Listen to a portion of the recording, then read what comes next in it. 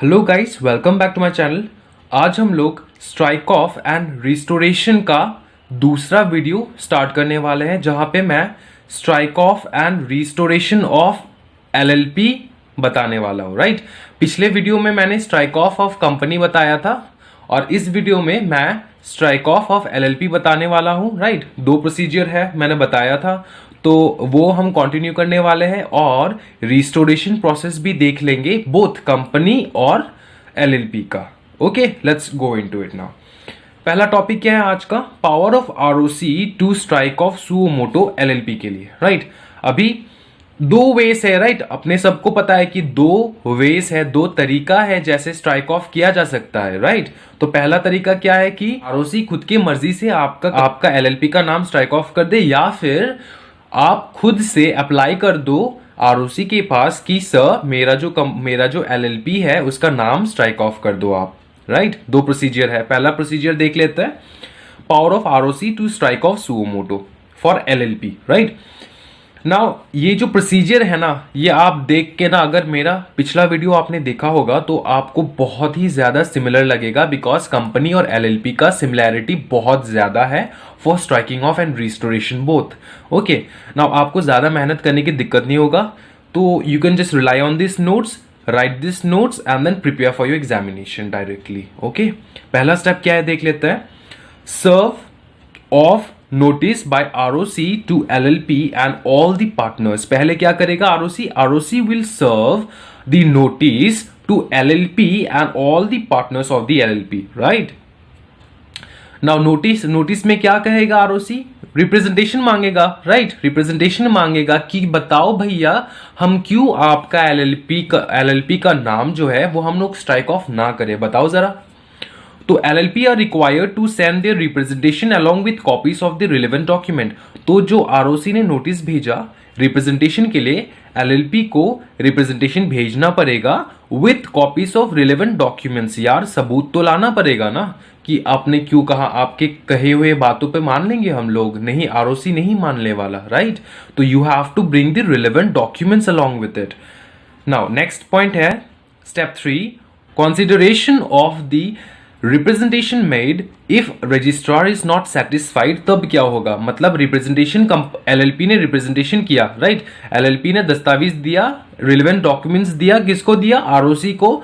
और उसके बाद कंसीडर किया, आरओसी ने देखा, और फिर उसको देखने के बाद आरओसी सेटिस्फाई नहीं हुआ, आरओसी एलएलपी के रिप्रेजेंटेशन पे सेटिस्फाई नहीं हुआ, तो क्या कर देगा? ऑब्वियसली यार आरओसी क्या कर देगा? स्ट्राइक ऑफ कर देगा। Right, now strike off process क्या है कि देखो, वो notice of strike off shall be placed. ये है स्टेप 4। स्टेप 4 में है notice of strike off shall be placed on the website of ministry of corporate affairs for a period of 1 month.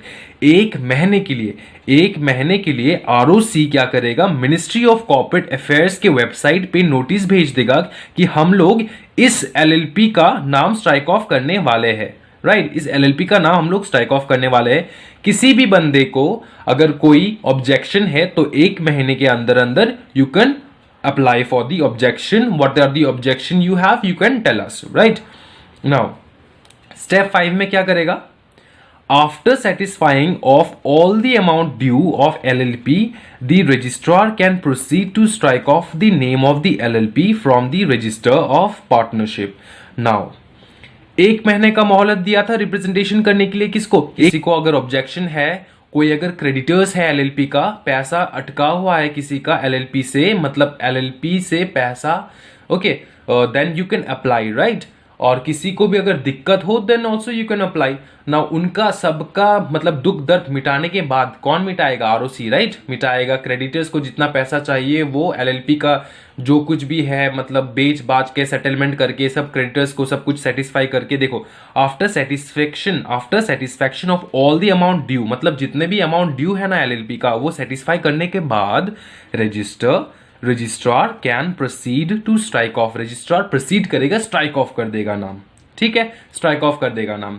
Next step क्या है कि step 6, the notice of striking off the name of the LLP from the register and it's dissolution should be published in the official gazette. तो strike off कर दिया ना, strike off कर दिया, करने के बाद जो स्ट्राइक ऑफ हो चुका है, ठीक है, स्ट्राइक ऑफ हो चुका है, उसका जो नोटिस है देगा ऑफिशियल गैजेटे में छपवा देगा, नोटिस दे देगा ऑफिशियल गैजेटे में कि देखो हम लोग ये जो एलएलपी है इसका नाम हम लोग स्ट्राइक ऑफ कर चुके हैं और डिसॉल्व कर दिए एलएलपी, ठीक है, ये ऑफिशियल गैजेट में मेंशन करना पड़ेगा। 6 step finish. This is the procedure of dissolving और striking off the name of LLP from the register of LLP. Understood. Next है, अगर एलएलपी को जोश उठा, थोड़ा ज्यादा ही जोश उठ गया जवानी का एलएलपी को, एलएलपी सोच रहा है कि यार मेरे से धंधा नहीं होने वाला, मेरे से बिजनेस नहीं होने वाला, I can not continue this business, I have to shut down this business, I shall strike off my name from the register of LLP, then LLP will apply to the registrar. Now LLP apply करेगा किसके पास? Register के पास। तो पहला step क्या है देख लेते हैं। Calling and holding the meeting of the partners of LLP make an application for striking off. Now LLP में जितने पार्टनर्स है, पकड़ लो 3 पार्टनर्स है, एक पार्टनर को लग रहा है कि यार स्ट्राइक ऑफ करना चाहिए, बाकी दूसरे पार्टनर्स को लग रहा है कि स्ट्राइक ऑफ नहीं करना चाहिए, तो कि स्ट्राइक ऑफ हो जाएगा? नहीं ना, एक मीटिंग करेंगे वो लोग। पहला स्टेप यही है, सभी पार्टनर्स मिलकर एक मीटिंग करेंगे, ठीक है। मीटिंग करने के बाद वो लोग डिसाइड करेंगे कि हाँ स्ट्राइक ऑफ करना है कि नहीं। अगर स्ट्राइक ऑफ करना है तो वो अप्लाई करना शुरू कर देंगे, वो अप्लाई करना शुरू कर देंगे किसके पास? आरओसी के पास। Okay, make an application for striking off, ठीक है ना। नेक्स्ट स्टेप क्या है कि all the pending filing including the annual filing should be completed before making an application for striking off the name of LLP. तो strike off से पहले ना याद रखना, जितने भी पेंडिंग आपका फाइलिंग करना है ना, फॉर एग्जांपल एनुअल रिटर्न भरना है, राइट, एनुअल रिटर्न भरना है, तो लाइक दैट जितने भी आपके पेंडिंग फाइल्स है वो सब फाइलिंग वगैरह खत्म करने के बाद ही you can apply for striking off, right. ये है स्टेप 2। स्टेप 3 क्या है कि approval of concerned authority should be obtain. अगर आप किसी भी ऑथोरिटी के अंदर, किसी भी रेगुलेटरी ऑथोरिटी के अंदर हो, आपका एलएलपी किसी भी रेगुलेटरी ऑथोरिटी के अंडर है, तो उस रेगुलेटरी ऑथोरिटी का अप्रूवल ले लेना, राइट। अप्रूवल लेने के बाद आपके जितने पार्टनर्स हैं ना, पार्टनर्स का एक एफिडेविट लेना पड़ेगा, ठीक है। एफिडेविट में क्या लिखा होगा कि आपका जो एलएलपी है उसको सीज कर दिया गया है, वो कोई भी कॉमर्शियल एक्टिविटीज नहीं कर सकता, राइट। उसका एक एफिडेविट बनाना है। अंडरस्टूड। नेक्स्ट क्या है? Step 5। Thereafter, an application for striking off of the name of the LLP shall be made in Form 24 along with fees as prescribed. तो ये 4 स्टेप खत्म करने के बाद पहले क्या करना है? मीटिंग करना है, उसके बाद पेंडिंग फाइलिंग जो है वो फाइलिंग करना है, उसके बाद रेगुलेटरी ऑथोरिटी का कंसर्न लेना है, ठीक है, परमिशन लेना है, उसके बाद एफिडेविट बनाना है, ठीक है। ये 4 पॉइंट खत्म करने के बाद then you can apply to ROC for striking off the name of the LLP. किसके फॉर्म में? फॉर्म 24 में, along with fees as prescribed। Step 6 में क्या है कि publication of notice in website of ministry of corporate affairs. ये तो यार सेम ही है, राइट। स्टेप 6 अप्लाई करने के बाद आफ्टर यू अप्लाई आप एक नोटिस भेज दोगे। मतलब कौन नोटिस भेजेगा? आप, मतलब एलएलपी? नहीं, ये रजिस्ट्रार नोटिस देगा। कहां पे? Website of ministry of corporate affairs पे, right. Ministry of corporate affairs के वेबसाइट पे वो नोटिस देगा 1 महीने के लिए। 1 महीने में क्या होगा? 1 महीने में जितने भी क्रेडिटर्स है या जिनको दिक्कत हो रहा है इस स्ट्राइक ऑफ की वजह से, who have an objection, you can apply with in the period of 1 month. Okay ना। नाउ ये जो पॉइंट 7 है ना, ये स्टेप 5 का सेम है। पॉइंट 8 है, ये स्टेप 6 का सेम है। कौन सा स्टेप का सेम है? Power of ROC to strike off suo moto जो है ना, उसका जो स्टेप्स है एकदम सेम है, तो मैंने रिपीट नहीं किया। स्टेप 5 से कंटिन्यू होगा। After satisfaction of all the amount due of LLP, the registrar can proceed to strike off the name of the LLP from the register of partnership. खत्म हो जाएगा पॉइंट 5। एंड देन पॉइंट 6 क्या है? The notice of striking off the name of LLP from the register and it's resolution should be published in the official gazette, right. एकदम same है, एकदम similar है। तो यहां से ये जो जब आप नोट्स लिखोगे ना, तब पॉइंट 7, पॉइंट 5 लिख लेना और पॉइंट 8 जो है पॉइंट 6 लिख लेना, ठीक है, पिछले वाले टॉपिक का। Now the liability of the partners would not be extinguished even after the closure of LLP, right. दोनों कॉन्सेप्ट हो गया अपना एलएलपी का, राइट। अभी देखेंगे हम लोग रिस्टोरेशन प्रोसेस, रिस्टोर कैसे कर सकते हैं, अपना कंपनी को रिस्टोर कैसे कर सकते हैं, एलएलपी को रिस्टोर कैसे कर सकते हैं। पहला अपना restoration of the name of company. देखो, जिसको रिस्टोर कैसे कर सकते हैं हम लोग अपील कर सकते हैं, हम लोग एप्लीकेशन लिख सकते हैं, किसके पास, एनसीएलटी के पास। कौन कौन लिख सकता है भाई, आप और हम नहीं, ये तीन लोग, ठीक है, ये तीन लोग अप्लाई कर सकते हैं। सबसे पहला लोग कौन है, by company through it's directors. अगर कंपनी है ना तो उसका डायरेक्टर जो है वो अप्लाई कर सकता है, ठीक है, अप्लाई कर सकता है। और कौन, आरओसी खुद भी अप्लाई कर सकता है फॉर रिस्टोरेशन। ओके, कंपनी का नाम फिर से हम लिखवाएंगे, कंपनी को फिर से एग्जिस्टेंस में लाएंगे हम, ठीक है, बाय आरओसी नाउ। और उसके बाद एनी मेंबर और creditor of the workman of the company, मतलब कोई भी मेंबर हो या फिर क्रेडिटर हो या फिर वर्कमैन मतलब कर्मचारी जो भी हो, काम कर रहा हो, ठीक है, कंपनी का वर्कर हो, कंपनी का वर्कर है, वो लोग भी अप्लाई कर सकते हैं for the restoration of the name of the company. Now देखो, दिक्कत यही है कि कंपनी के डायरेक्टर्स है ना, वो 3 साल तक ही अप्लाई कर सकते हैं, क्लोजर होने के बाद, स्ट्राइक ऑफ होने के बाद 3 साल तक वो अप्लाई कर सकते हैं। 3 साल के अंदर अंदर अप्लाई कर दो वरना गया। अगर आरओसी है तो 3 साल, लेकिन अगर कोई भी मेंबर है या फिर क्रेडिटर है या फिर कोई वर्कमैन है, वर्कर है कंपनी का, वो अप्लाई कर सकते हैं 20 साल तक। 20 साल तक उसके पास पावर्स है, उसके पास ये राइट दिया गया है कि you can apply for the restoration of the company, right, of which you are a member और of which you are a creditor, of which you are a worker. Understood ना? इसका प्रोसीजर बहुत ज्यादा simple है, देख लेते हैं। Procedure step 1, apply करो यार, कॉमन सेंस का प्रोसीजर्स है, एकदम ध्यान लगाओ, हो जाएगा 2 मिनट में। Apply to NCLT in form NCLT 9, you have to apply in form NCLT 9, right, along with fees of 1000 and all necessary documents। 1000 की फीस देके, ठीक है, 1000 का फीस लगेगा और जितने भी डॉक्यूमेंट्स है वो तो लगेगा ही। और आपको अप्लाई कहां पे करना है, कौन से फॉर्म में करना है, एनसीएलटी 9 में करना है। किसके पास, एनसीएलटी के पास, right. Step 2, a copy of the application shall be served to ROC। एक कॉपी, ये जो एप्लीकेशन आपने भेजा ना एनसीएलटी के पास, वो कॉपी एक आरओसी के पास भी भेज दियो। स्टेप 3 क्या है, ROC may send his report to NCLT as his comment and views on the restoration। तो ROC के पास जो आप एप्लीकेशन भेजोगे ना, तो ROC कुछ ना कुछ जवाब देगा ना उस एप्लीकेशन का।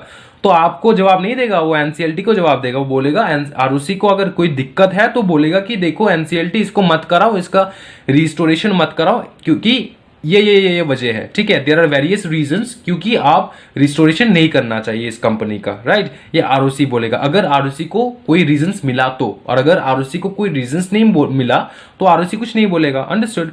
आरओसी में send this report to NCLT as is comment देगा एनसीएलटी को, या फिर उसका व्यूज जो है वो देगा on the restoration, right. Now step 4 क्या है, NCLT upon hearing all the parties will pass on appropriate order, right। appropriate order क्या है कि NCLT दोनों पार्टी का सुनेगा। अभी यहाँ पे दोनों पार्टी कहां से आ गया यार, यहाँ पे कंपनी है सिर्फ। अरे 2 पार्टी है ना, एक है आरओसी, एक है कंपनी। अगर आरओसी को लगा कि ये कंपनी रिस्टोर नहीं होना चाहिए, then he will give its representation, isn't it. तो 2 पार्टी हो गया ना। तो आरओसी को अगर लगा कि कंपनी रिस्टोर नहीं होना चाहिए और कंपनी अप्लाई कर रहा है फॉर रिस्टोरेशन, तो वर्सेस हो गया ना, आरओसी वर्सेस कंपनी। ना दोनों का रिप्रेजेंटेशन सुनेगा कौन, एनसीएलटी। और जो प्रॉपर लगे उसको वो अप्रोप्रिएट ऑर्डर पास कर देगा, right. Now from the date of NCLT's order within 30 days file e form INC 28। NCLT का ऑर्डर अगर पॉजिटिव निकला, अगर एनसीएलटी बोला आपको कि हाँ you can restore your company, I am not with ROC, I am with you company, then आपको क्या करना पड़ेगा, 30 दिन के अंदर अंदर INC 28 जमा करना पड़ेगा, राइट। नेक्स्ट क्या है कि step 6, thereafter company is required to complete the pending filing of financial statement annual return with ROC. उसके बाद खत्म, यही लास्ट पॉइंट है, राइट। स्टेप 6 उसके बाद क्या करेगा, कंपनी जितने भी उसका पेंडिंग फाइल्स है, फाइनेंशियल स्टेटमेंट्स है, एनुअल रिटर्न्स है, जो बंद होने के कारण वो भर नहीं पाया, तो all that he have to file it with ROC, ठीक है। यही है आपका रिस्टोरेशन प्रोसेस कंपनी का। It's very easy, isn't it. मैंने चार्ट के फॉर्म में बना के दिया only because you would be feeling helpful from this chart. Now next देख लेते हैं हम लोग रिस्टोरेशन ऑफ LLP। ये कंपनी खत्म हो गया, नाउ रिस्टोरेशन ऑफ LLP, ये तो महा इजी है। Restoration of name of LLP, right. क्या करेंगे हम लोग, अप्लाई करेंगे किसके पास, एनसीएलटी के पास। एकदम सेम है भाई। कौन कौन अप्लाई कर सकता है, एलएलपी खुद अप्लाई कर सकता है, या फिर बाय पार्टनर्स ऑफ एलएलपी, या फिर क्रेडिटर्स ऑफ एलएलपी। ठीक है, ये तीन जन अप्लाई कर सकते हैं। नाउ उसका टाइम लिमिट क्या है, with in a period of 5 years, 5 साल के अंदर अंदर आप लोग अप्लाई कर दो। प्रोसीजर क्या है, सबसे छोटा प्रोसीजर है, देख लो। प्रोसीजर का स्टेप 1 है कि apply to NCLT in form NCLT 9। ठीक है, अप्लाई कर दो एनसीएलटी के पास, कौन से फॉर्म नंबर में, एनसीएलटी 9। नेक्स्ट क्या है, step 2, copy of application to ROC. एक कॉपी भेजो एप्लीकेशन आरओसी, कंपनी का एकदम सेम है, देखो एकदम सेम है, copy of application to ROC. उसके बाद स्टेप 3 है registrar send his report to NCLT, same. Step 4 है NCLT after hearing both the party shall pass on order of restoration of the name of LLP. Easy right. तो आपका जो है ना, restoration of company और LLP खत्म हो चुका है, strike off ROC suo motu LLP का खत्म हो चुका है, कंपनी का खत्म हो चुका है, strike off by way of filing an application company LLP both का खत्म हो चुका है। लास्ट है लिस्ट ऑफ एसटीके फॉर्म्स। ये फॉर्म मैं एक बार आपको दिखा दे रहा हूं इंस्टीट्यूट के मैट से। देखो ये जो फॉर्म नंबर्स का लिस्ट है ना, ये आपको मिल जाएगा आपका इंस्टीट्यूट के पेज 509 में। अंडरस्टूड। ये जो है ना बहुत इंपॉर्टेंट है। इंस्टीट्यूट का मैट तो खोल के बैठते नहीं स्टूडेंट्स, राइट। तो मैंने सोचा कि इसी बात पे एक बार इंस्टीट्यूट का मैट खोल देता हूं और आपको दिखा देता हूं कि कितना इंपॉर्टेंट होता है इंस्टीट्यूट का मैट। देखो फाइलिंग का जो आपका जो फॉर्म्स है ना, एकदम सीरियल वाइज दिया हुआ है। इंस्टीट्यूट ने कितना मेहनत किया इंस्टीट्यूट ने। पहला फॉर्म क्या था, एसटीके 1। एसटीके 1 में क्या होगा, नोटिस भेजेगा कौन, रजिस्ट्रार। एसटीके 2 में क्या होता है, एप्लीकेशन देता है कौन, कंपनी, किसके पास, आरओसी के पास। एसटीके 3 में इंडेमनिटी बॉन्ड का फॉर्म आ जाता है। एसटीके 4 में एफिडेविट आता है। एसटीके 5 में public notice newspaper. Finish, right. और एसटीके 6 में क्या आएगी, पब्लिक नोटिस ऑफिशियल गैजेट है, राइट। और एसटीके 7 में तो यार ये तो डिसोल्यूशन, स्ट्राइक ऑफ और डिसोल्यूशन का सर्टिफिकेट ही है, राइट। एसटीके 7 में क्लियर, वेरी वेरी इजी। तो ये जो पोर्शन है ना इंस्टीट्यूट का मैट, यार दया करके एक बार खोल लेना। 509 है पेज, राइट। 509 एंड 510 के। तो यार दोस्तों, अगर आपको मेरा वीडियो अच्छा लगा ना, तो kindly please support me and subscribe this channel, like, share, और thank you so much. Happy learning.